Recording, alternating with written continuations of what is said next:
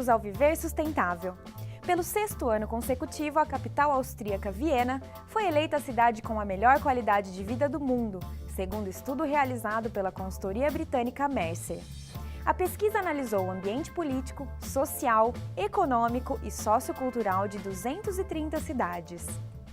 Foram avaliados ainda as condições médicas e de saúde, o padrão das escolas e da educação, a situação dos serviços básicos e do transporte público, além de opções de lazer, disponibilidade de consumo, situação das moradias e o ambiente natural das cidades. A cidade brasileira que ficou melhor posicionada foi Brasília, que ocupou a 107ª colocação. Rio de Janeiro ficou com a 119ª posição, seguido por São Paulo, que se manteve na mesma posição da última pesquisa. A pesquisa de qualidade de vida é feita anualmente para auxiliar empresas multinacionais e outras organizações a elaborar suas estratégias e definir seus planos de expansão. Quem comenta sobre a sustentabilidade nas cidades é o professor e deputado federal Mendes Tame. Olá, professor! Olá, Eria. Não é fácil definir uma cidade que funcione bem. Na realidade, para que uma cidade funcione bem, é preciso que uma série de ações complementares funcionem e estejam realmente atuando concomitantemente. Mas quando uma cidade não vai bem, nem precisa de definição. Está no ar a insatisfação das pessoas com a falta de atendimento dos serviços públicos. O último relatório do IBGE, que chegou a abranger 82,5% dos domicílios brasileiros, nos deu um triste retrato do que foi o acentuado êxito rural que ocorreu no Brasil nos últimos 50 anos. Este diagnóstico mostrado pelo relatório do IBGE, Instituto Brasileiro de Geografia e Estatística, revelou um inchamento dos núcleos urbanos e, consequentemente, uma queda da qualidade dos serviços essenciais, como prestação de saúde, saneamento básico, abastecimento de água, moradia, transportes coletivos, entre outros problemas urbanos, o que faz com que as cidades cresçam descontroladas e imperfeitas. Em função do acentuado êxodo rural-urbano que ocorreu nesses últimos 50 anos, hoje, praticamente 80% dos brasileiros vivem em cidades. Tornar essa vivência citadina mais agradável, mais confortável, tem sido o grande desafio de administradores, legisladores e urbanistas. Para que possamos reverter esta perda de qualidade da vivência citadina e propiciar melhores condições para as populações urbanas, precisamos de uma participação também das populações, porque vontade política é fundamental para conseguirmos políticas públicas que atendam àquilo que é desejado por todos. Infelizmente, no dia a dia, a maioria das pessoas vive como se estivesse apenas de passagem, repercutindo apenas a cultura do inquilino. Não há muita consideração com o passado, nem muita preocupação com o futuro nestes núcleos urbanos. Em boa parte, a população vive apenas aqui e agora e, desta forma, contribui para que esses aglomerados cresçam de uma forma aleatória, como se tivessem vida própria.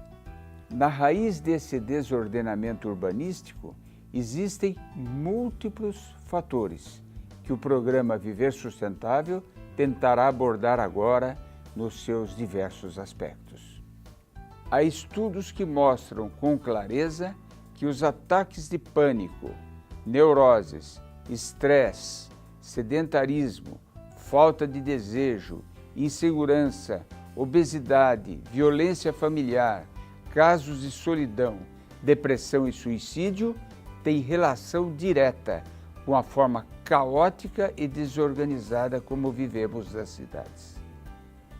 Os dados do IBGE mostram que na região norte, 32% e na região nordeste, 26% da população convive com o esgoto a céu aberto. Aliás, a média brasileira mostra que 15% das crianças com idade de 0 a 9 anos vivem e brincam em ruas com valetas de esgoto. Segundo a OMS, Organização Mundial da Saúde, órgão ligado à ONU, mais de 50% dos leitos dos hospitais são ocupados por pessoas que contraíram doenças de veiculação hídrica, isto é, pessoas que beberam ou comeram alimentos, ou tiveram contato com água contaminada, ou foram picadas por insetos que são vetores de moléstias e se reproduzem nos esgotos ou em água contaminada. Assista agora a matéria sobre a importância da água no organismo humano com o Dr. Sérgio Weismann. Olá!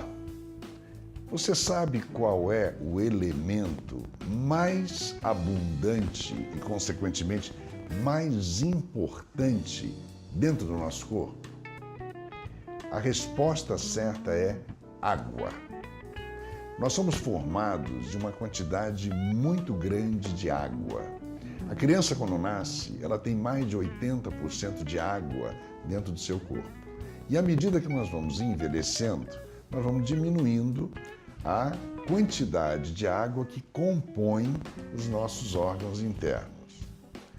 É importantíssimo nós lembrarmos que, se não fornecermos ao organismo a quantidade adequada de água para o bom funcionamento, nós vamos acarretar uma série de situações que vão nos comprometendo gradativamente.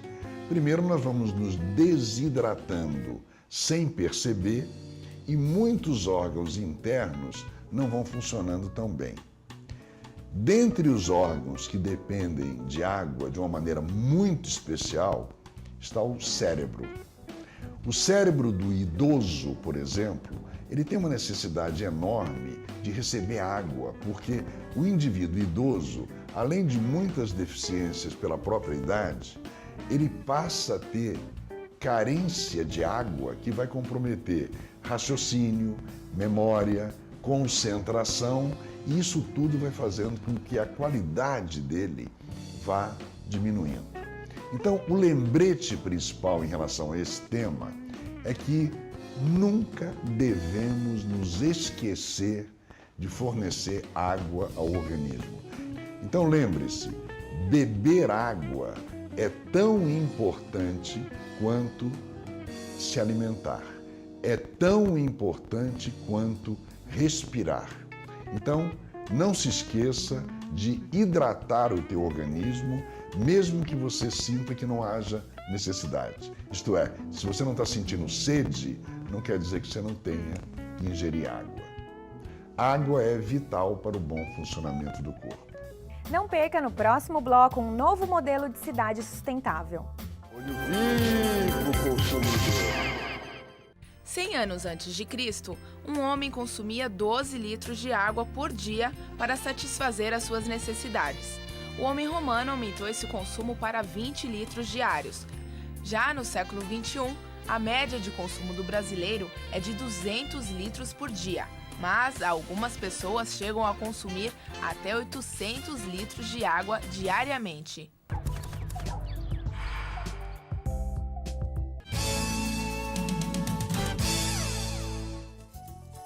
Segundo a Organização Mundial da Saúde, mais de 50% dos leitos hospitalares são ocupados por pessoas que contraíram moléstias causadas por água contaminada. Mais de 25 tipos de doenças estão relacionadas à água. O Viver Sustentável está de volta e quem nos fala sobre a sustentabilidade das cidades é o professor e deputado Mendes Tame. Buscar práticas mais sustentáveis tem sido uma preocupação global que ocorre atualmente em centenas de cidades em todo o mundo, buscando uma forma de viver mais defensável e sustentável. Nesta cruzada, destaque para Barcelona, na Espanha, em que 60% das residências novas já têm painéis solares. Enquanto isso, em Copenhague, na Dinamarca, mais de 20% da energia elétrica é produzida em parques eólicos. E no Brasil, como ficam as nossas cidades? Para responder a essa pergunta, o Guia Exame de Sustentabilidade avaliou 4 das maiores metrópoles do Brasil: São Paulo, Rio de Janeiro, Porto Alegre e Recife, tomando por base 300 indicadores de sustentabilidade urbana criados pelo programa Cidades Sustentáveis, uma iniciativa lançada por ONGs e empresas que defendem a adoção de políticas públicas voltadas para o desenvolvimento econômico, social e ambiental. Esses indicadores medem a qualidade dos serviços prestados à população, como é o caso de saúde, segurança, educação, enfim, qualidade e bem-estar de todos os habitantes. E a proposta é que eles possam ser usados para definir as prioridades e as propostas futuras de políticas públicas. Os indicadores mostram que as maiores cidades brasileiras estão longe de serem sustentáveis.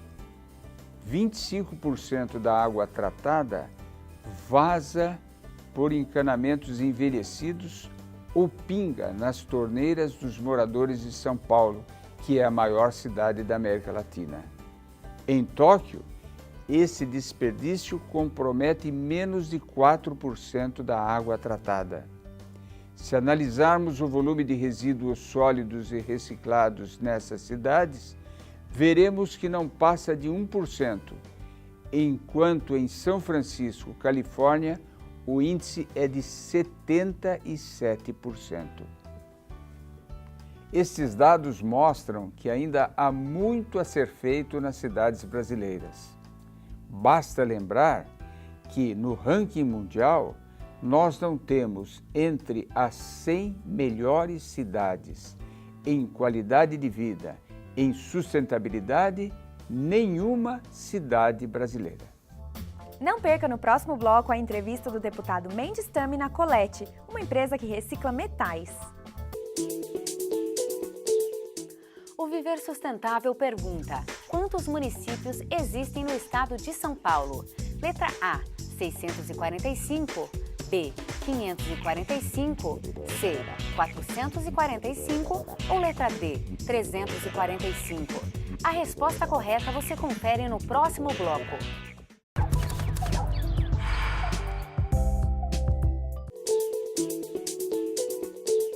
No bloco anterior, o Viver Sustentável perguntou quantos municípios existem no estado de São Paulo.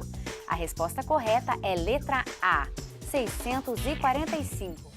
Vamos mostrar agora a importância de se reciclar sucatas de metais. 40% da produção mundial de aço é feita de aço reciclado. Reciclar 1 tonelada de aço economiza 1.100 kg de minério de ferro, 630 kg de carvão e 55 kg de calcário. Emissão de CO2 é reduzida em 58% através do uso de sucata de aço. Reciclar 1 tonelada de aço economiza 642 kWh de energia elétrica, 287 litros de petróleo, 10,9 milhões de BTUs de energia e 2,3 metros cúbicos de espaço de aterro sanitário. Reciclar aço usa 74% menos energia, 90% menos material virgem e 40% menos água. Também produz 76% menos poluentes de água, 86% menos poluentes de ar, 97% menos resíduos de mineração. Vamos ver agora a entrevista que o professor Mendes Tami fez na Colete, uma empresa de Piracicaba, interior de São Paulo, que coleta nas indústrias sucatas de metais e depois destina para a reciclagem. Estamos hoje aqui na empresa Colete, uma empresa do ramo siderúrgico, no município de Piracicaba, no interior de São Paulo, ao lado do Roque Belo e Robson Colete. É uma empresa que traz um imenso benefício ambiental à nossa economia e ao ambiente. Primeiro, ela reduz também o espaço que seria ocupado pelos aterros, um benefício para todos os municípios. Em segundo lugar, ela, ao reciclar material siderúrgico, ela permite que eu diminua os gastos, imensos gastos, na produção desses metais com componentes tirados da natureza. Hoje vamos entrevistá-los. Em primeiro lugar, como nasceu essa empresa, Roque? Nasceu há 43 anos atrás com o senhor Orivaldo Colete, com um caminhão, tá? Chevrolet, antigo, com muita garra, com muito trabalho, com muita vontade e com muita técnica também, porque sem saber eu já imprimi uma técnica incrível, tá? E já estava colaborando com a natureza. Quando se deu a sua entrada para esta empresa? Há 15 anos atrás, quando o mercado mudou, né, com o passar do tempo, e nós precisamos desenvolver uma nova fase onde se precisava, por normas ambientais, cuidar do destino final desses resíduos. E o cuidado começa lá na geração, dentro do pátio das empresas. Então nós iniciamos um trabalho lá com profissionais classificando esses materiais primeiramente lá e fazendo a primeira descaracterização lá e em seguida transportando para a nossa unidade em Piracicaba, onde aqui é feita uma outra classificação, uma descaracterização final, uma separação de materiais e o envio ao destino devido de cada material e de cada possível consumidor desses materiais.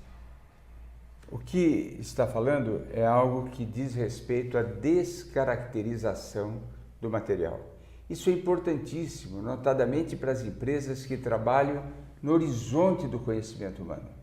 Trabalham no nível máximo de tecnologia e não querem que os seus produtos sejam do conhecimento do seu concorrente comercial. Por isso, se há algum refúgio no processo produtivo, algo que tem que ser descartado, ele precisa ser inicialmente descaracterizado. Essa é uma grande vantagem, um grande avanço no processo de reciclagem, de coleta seletiva desse produto e de reciclagem. Como é que se dá essa coleta inicialmente, Roque? Após essa primeira fase, que é feita pelo profissional, que hoje nós contamos com um equipamento como plasma, maçarico, pequenas prensas, pelo profissional dentro do pátio da empresa. Aí ele é condicionado em caçambas devidas, tá? Essas caçambas, elas são variar entre 10 e 30 metros cúbicos cada, tá? Esse material, após o acondicionamento dele, o transporte também, tá? É licenciado, tudo dentro das ISO e das normas que nós trabalhamos hoje. Após essa recepção, esse material vai sofrer uma nova etapa de processo, onde nós chamamos de industrialização primária da sucata. Tá? Essa industrialização primária é onde nós vamos determinar a granulometria ou o tamanho de cada material.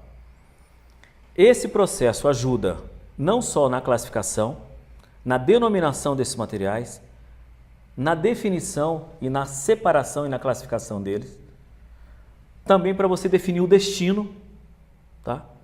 E a fusão e o reaproveitamento de cada material. Quem são os compradores finais desses produtos, depois de passar por todo esse processo de descaracterização e de industrialização primária? Para quem vocês vendem esse produto que vai servir de insumo na produção de novos materiais metálicos e que serão absorvidos pela economia no mundo? São as fundições. As fundições, tá? E as siderúrgicas. Quem são os grandes transformadores desse material. Bom, Robson Colete, Queria também a sua colaboração aqui, nos explicando quantos empregos verdes, essa sua empresa gera. Hoje a Colete ela gera em torno de 100 a 120 empregos diretos e indiretos. Qual é a tonelada por mês? Quantas toneladas por mês vocês conseguem reciclar? A Colete hoje ela recicla na faixa de 4.800 a 5.200 toneladas mês. Mês. E esse produto, em boa parte, é exportado? Cerca de 40% é exportado, mercado asiático, e o restante ele é vendido no mercado interno, entre fundições e siderurgia. Sim. Vocês têm alguma perspectiva de ampliação? O que vocês pretendem fazer nos próximos anos? A gente está investindo em equipamentos para triturar resíduos industriais, além da sucata de aço inox em geral, e para contribuir com a natureza e ajudar assim um mundo mais limpo, né? Vamos dizer assim, né? Muito bem. Não, é inegável que uma empresa de reciclagem traz um imenso ganho ambiental. É praticamente 100% do seu trabalho, tudo aquilo que eles conseguem tirar do ambiente, tudo isso é um ganho ambiental. Robson, é comum perguntarmos sempre a quem faz a reciclagem se há algum benefício fiscal na sua atividade. Ou seja, se quem está fazendo tanto bem, trazendo tantos benefícios para o ambiente, se está tendo uma reciprocidade na área fiscal. Infelizmente não, deputado. Não temos nada. Pagam o mesmo tributo que um produto novo. Mesma coisa. Pois é. Na verdade, o que nós propusemos é de que os produtos que tenham uma percentagem mínima de produto já reciclado, que já pagaram o imposto uma vez, por que na segunda vez, em vez de ficar criando um problema ambiental, se foram transformados em solução, um problema que se transformou em solução, por que não ser contemplado com uma vantagem fiscal, com uma desoneração fiscal? Isso é utilizar o caráter não fiscal, o caráter extrafiscal da tributação a serviço de uma sociedade mais limpa. Bom, finalizando, meus agradecimentos a você, nosso espectador, aos proprietários e aos funcionários dessa empresa que tanto bem faz ao meio ambiente e que tem um lema: descaracterização com responsabilidade. Muito obrigado. Com dados fornecidos pelo SEMPRE, Compromisso Empresarial pela Reciclagem, conheça agora como estão os preços por tonelada dos principais materiais destinados à reciclagem. Preço da tonelada do material reciclável para a cidade do Rio de Janeiro. Papelão, R$ 270. Lata de aço, R$ 170. Alumínio, R$ 3.500. Plástico rígido, R$ 1.200 e PET, R$ 1.400. Participe você também do nosso programa. Mande sugestões de temas e perguntas para contato@viversustentável.net ou acesse nosso arquivo de matérias pelo site viversustentável.net. O Viver Sustentável fica por aqui e lembre-se, para mudar o mundo precisamos fazer a nossa parte e a sustentabilidade é o caminho. Até o próximo programa.